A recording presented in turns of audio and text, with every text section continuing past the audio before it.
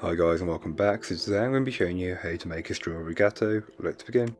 To get started on the recipe, you'll want to grab yourself a large mixing bowl, and into the mixing bowl place your butter followed by your sugar, and beat the two together until they are lighter and fluffier in colour and consistency. This normally takes me around 7 to 10 minutes, but it may take more or less time depending on the climate you're in. But once you've achieved a perfect light and fluffy consistency, you can then start to add in your eggs, one at a time, beating well until each egg has been fully incorporated, repeating the process until you have no eggs left.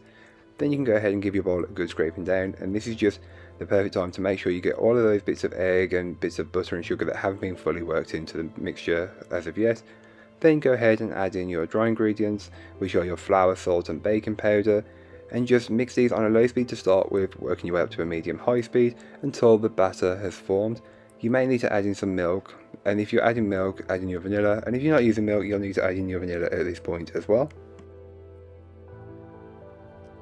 You can then go ahead and give the bowl one final scraping down, and this is just to incorporate any bits that may not have been fully worked in from earlier on.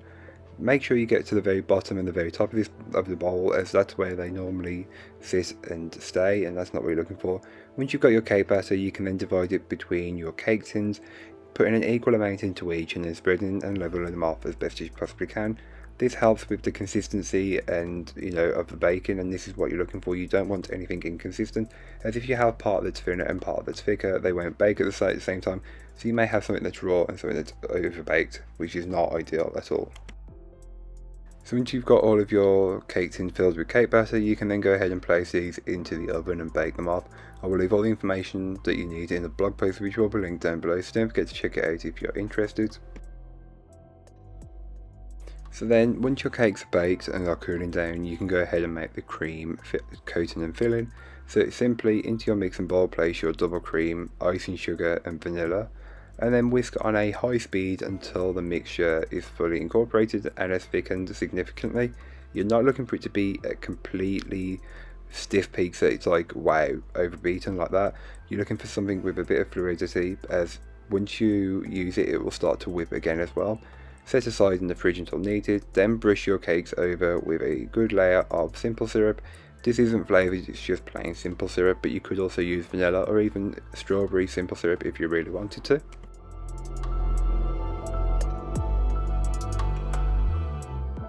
So to start the assembly of this cake, grab your plate, board or stand and place it into the centre of your turntable. Then place a small amount of cream into the centre of your plate, board or stand, and spread it out a little bit just to help secure that first layer of cake in place. Pipe a border of cream around the edge of the cake, as this will act as the dam that keeps the filling in. You'll want to add a small amount of cream into the centre, but not a lot, just enough to coat the bottom so the jam doesn't seep through into the sponge. Then fill that crater with some jam, being careful not to add too much, as when you start to stack the cake the weight will crush down and the jam will just seep out, and that's not what you're looking for. So add as much or as little jam as you like, and then top with your next layer of cake, and repeat the process until you've used up all of your layers of cake.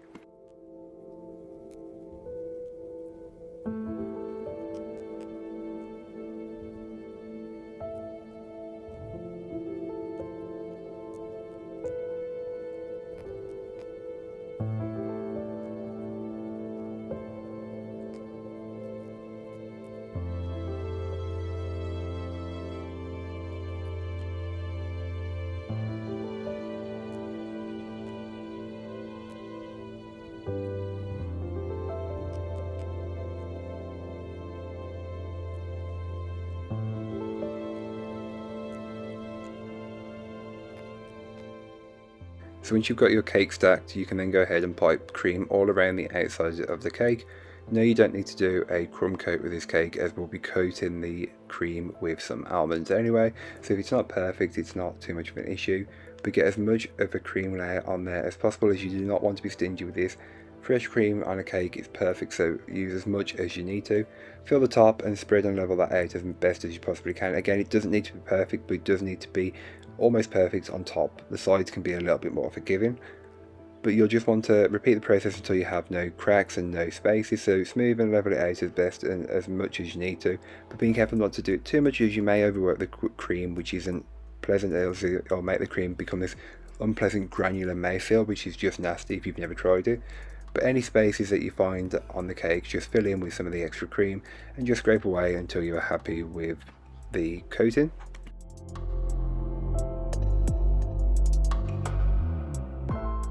You can then start to add the almonds to the side of the cake, and I'm just using a scraper and just taking some from the bottom and pulling them up the cake, being careful not to pull the cream off, just gently pressing them against the side so each bit of the cake gets some of the almond covering.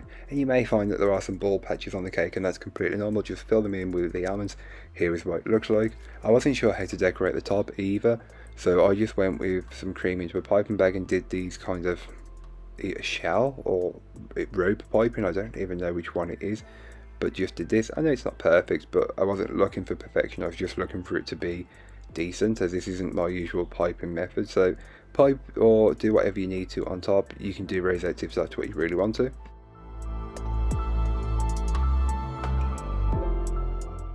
Seeing as we didn't fill the topping with almonds earlier on, feel free to do that now if you want to, or to add even more jam to this cake, add a good amount of jam on the top part, and it'll be protected by the dam of cream around the edge and on top. So don't worry, this is the perfect place to add it. Chill in the fridge for an hour before you intend to use it. It'll make it much easier to slice up. You will need to eat this cake within 24 hours due to it being fresh cream, but hey, this cake won't last, don't worry. Everybody who tries it will love it. And here is what it looks like on the inside. You've got 4 layers of cake, you've got 3 layers of jam and cream inside. It works perfectly. But that's all for today. I hope you enjoyed. If you did, don't forget to like, comment and subscribe for more from me, and I'll be back again very soon with another recipe, so join me then. In the meanwhile, don't forget to check out my description. There'll be a link to this recipe, a link to my blog, and links to all my social medias. But that's all for today. I hope you enjoyed. Bye guys.